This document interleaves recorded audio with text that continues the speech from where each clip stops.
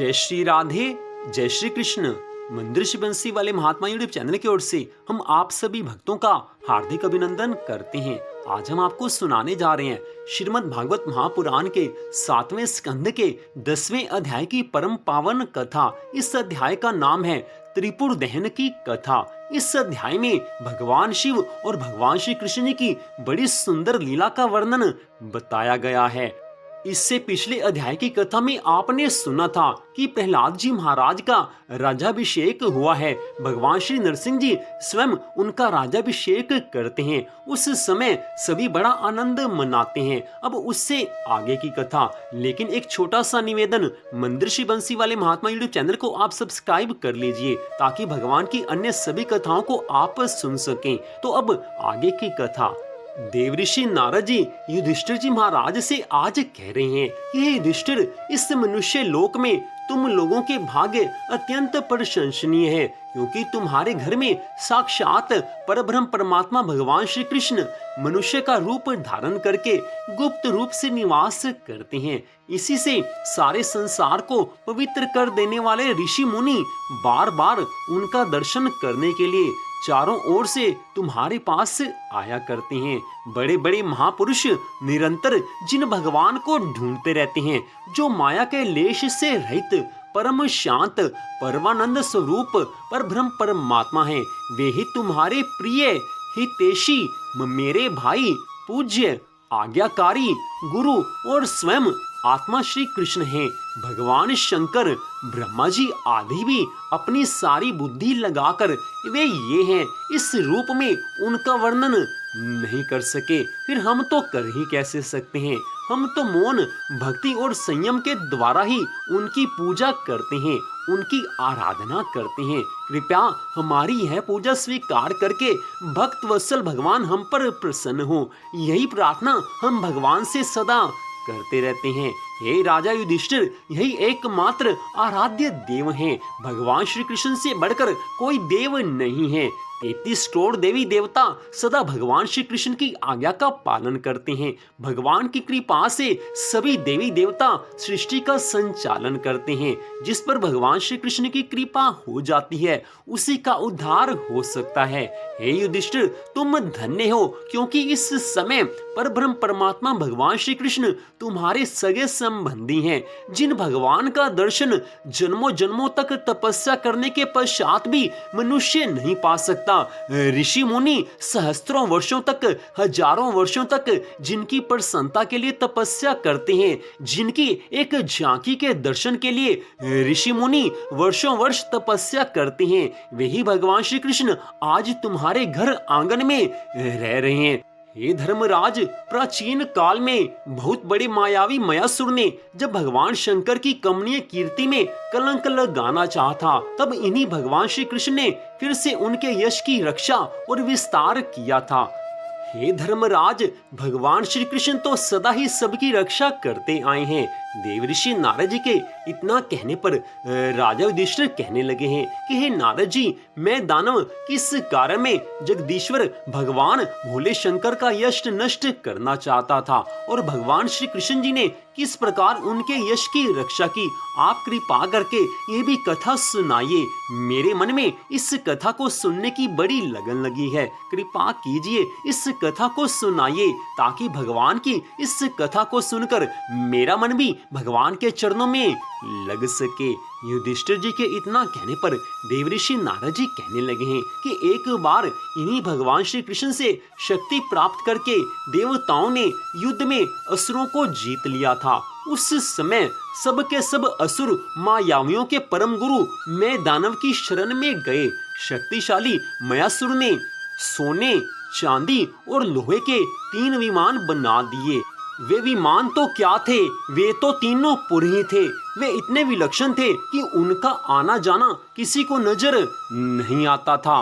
हे राजन, दैत्य सेनापतियों के मन में तीनों लोक और लोकपतियों के प्रति वैर भाव तो था ही। अब उसकी याद करके उन तीनों विमानों के द्वारा वे उनमें छिपे रहकर सबका नाश करने लगे। सबसे वैर भाव तो वो रखते ही थे, अब सबको कष्ट देने लगे हैं। उस समय लोकपालों के साथ सारी प्रजा भगवान शंकर की शरण में गई हैं और उनसे प्रार्थना करने लगे हैं कि हे प्रभु, अब आप ही हमारी रक्षा कीजिए, हमारे ऊपर बड़ा घोर संकट आ गया है। हे प्रभु, इस समय त्रिपुर में रहने वाले असुर हमारा नाश कर रहे हैं। हम आपके हैं, हम आपके सेवक हैं, आप हमारे स्वामी हो। हे प्रभु, हम आपकी शरण में आए हैं। हे देवाधिदेव महादेव, अब आप ही हमारी रक्षा कीजिए। उनकी प्रार्थना को सुनकर भगवान शंकर ने बड़ी कृपा भरे शब्दों में कहा है कि डरो मत। फिर उन्होंने अपने धनुष पर बाण चढ़ाकर तीनों पुरों पर छोड़ दिया। उनके उस बाण से सूर्य मंडल से निकलने वाली किरणों के समान अन्य बहुत से बाण निकले हैं। उनमें से मानो आग की लपटें निकल रही थी। उनके कारण उन पुरों का दिखना बंद हो गया। उनके स्पर्श से सभी विमान निवासी निष्प्राण होकर गिर पड़े। महामायावी मैं बहुत से उपाय जानता था। वह उन दैत्यों को उठा लाया और अपने बनाए हुए अमृत के कुएं में सबको डाल दिया है। उस सिद्ध अमृत रस का स्पर्श होते ही असुरों का शरीर अत्यंत तेजस्वी और वज्र के समान सुदृढ़ हो गया। वे बादलों को विदीर्ण करने वाली बिजली की आग की तरह सब उठ खड़े हुए। महादेव भगवान ने तो सबको एक बार मार ही दिया था, लेकिन मैं असुर ने आज सबको पुनः जीवित किया है।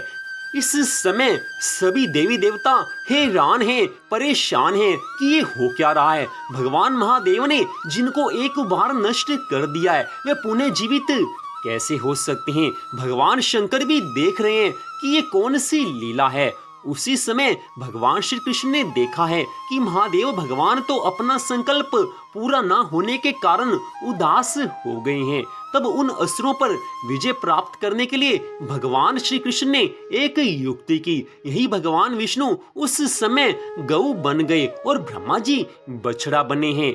दोनों ही मध्याह्न काल के समय उन तीनों पुरों में गए और उस सिद्ध रस के कुएं का सारा अमृत पी गए हैं। यद्यपि उस समय उसके रक्षक दैत्य इन दोनों को देख रहे थे, फिर भी भगवान की माया से वे सब इतने मोहित हो गए कि इन्हें रोक ही न सके।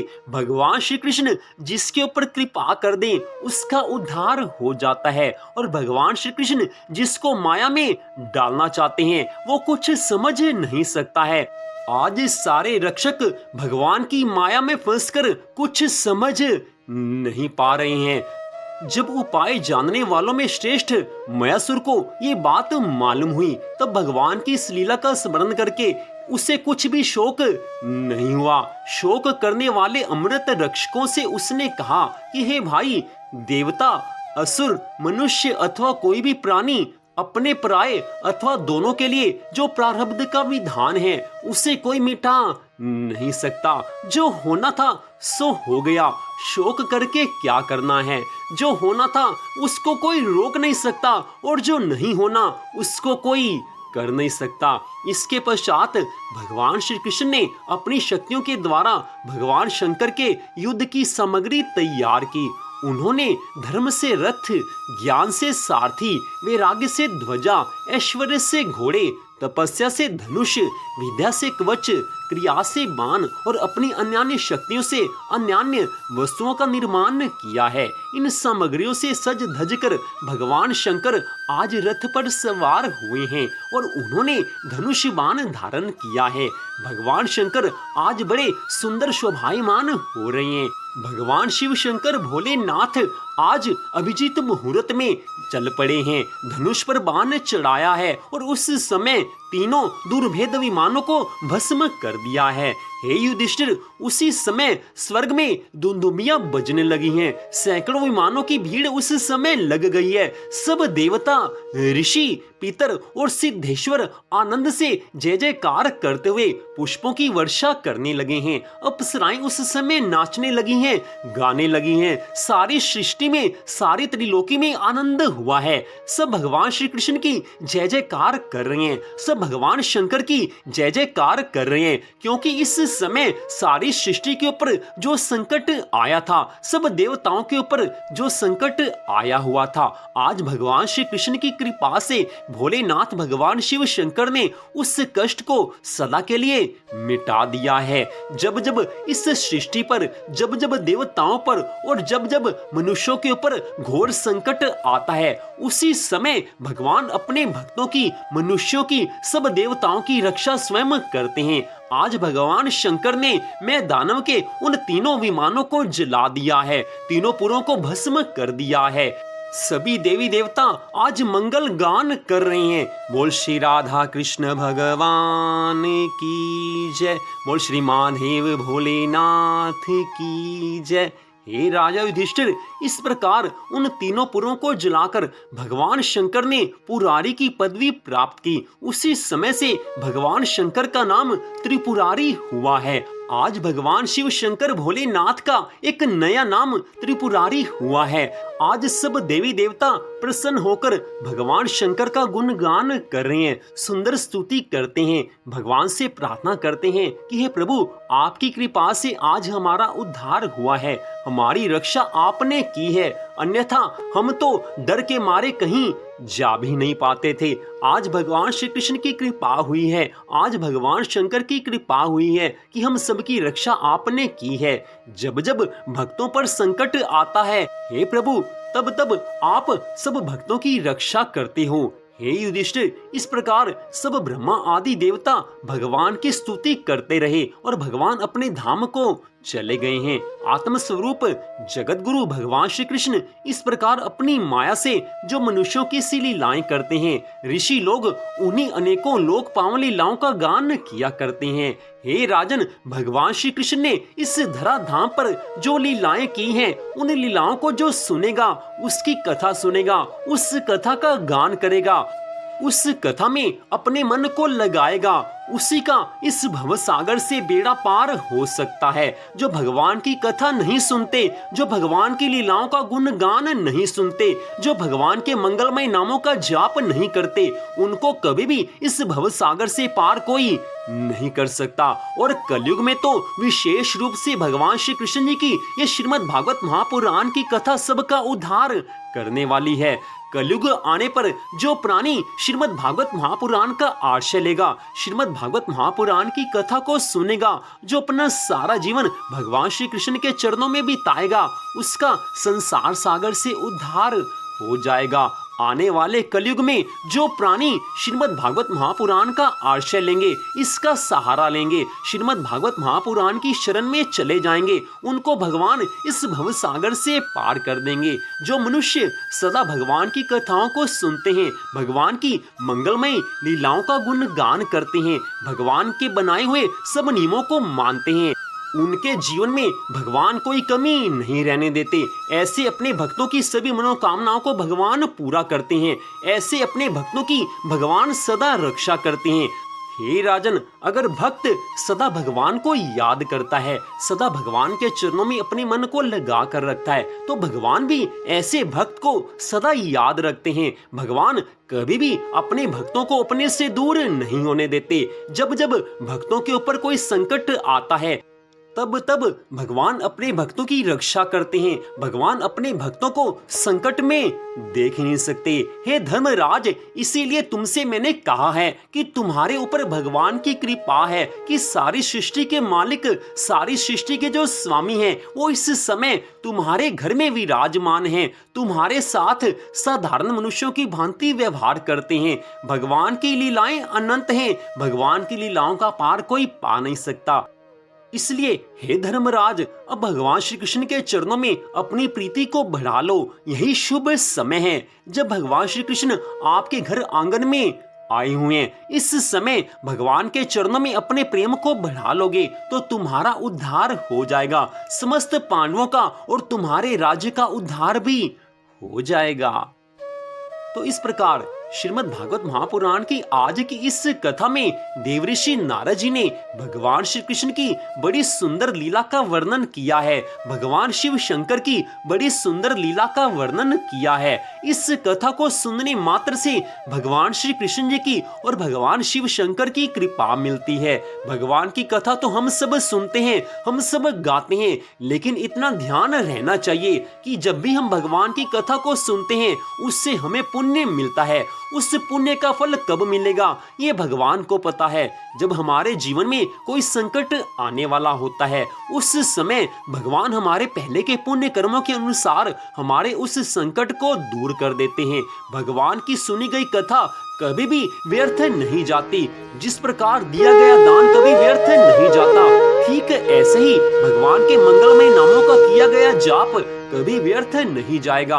भगवान की जो कथा सुनता है भगवान उस भक्त पर कृपा करते हैं। भगवान अपने भक्तों को कभी कष्ट मुसीबत दुख में देख ही नहीं सकते। जो भगवान की शरण में चले जाते हैं उन्हीं के ऊपर भगवान की कृपा होती है। जो भगवान को अपना सर्वस्व मान लेता है भगवान भी ऐसे भक्तों को अपना सर्वस्व मान लेते हैं। जिसने भगवान के चरणों में अपने मन को लगाया है उन्हीं लोगों का, उन्हीं भक्तों का इस संसार सागर से उद्धार हो जाता है। यही आज की इस कथा में देवऋषि नारद जी ने धर्मराज युधिष्ठिर को समझाया है। तो आज की इस कथा में इतना ही। अगले भाग में आप आगे की कथा सुन पाएंगे। तो आगे नियमित रूप से आप श्रीमद् भागवत महापुराण की कथा को सुन पाएंगे। वैशाख मास की कथा के कारण हम प्रतिदिन आपको श्रीमद् भागवत महापुराण की कथा नहीं सुना पाते थे, लेकिन आगे आप निरंतर रूप से श्रीमद् भागवत महापुराण की कथा सुन पाएंगे। तो आज की इस कथा को सुनने के लिए आपका हार्दिक धन्यवाद। छोटा सा निवेदन, मंदिर श्री बंसी वाले महात्मा यूट्यूब चैनल को आप सब्सक्राइब कर लीजिए ताकि भगवान की अनेकों कथाओं को आप सुन सकें। तो आपका फिर से धन्यवाद। भगवान श्री राधा कृष्ण जी की श्रीमद् भागवत महापुराण की कृपा सदा आप सब पर, आपके परिवार पर बनी रहे, इसी मंगल कामना के साथ जय श्री राधा रानी सरकार की, जय श्री कृष्ण भगवान की, जय श्रीमद् भागवत महापुराण की, जय श्री सुखदेव जी महाराज की। जय जय श्री राधे, जय जय श्री राधे, जय जय श्री राधे श्याम।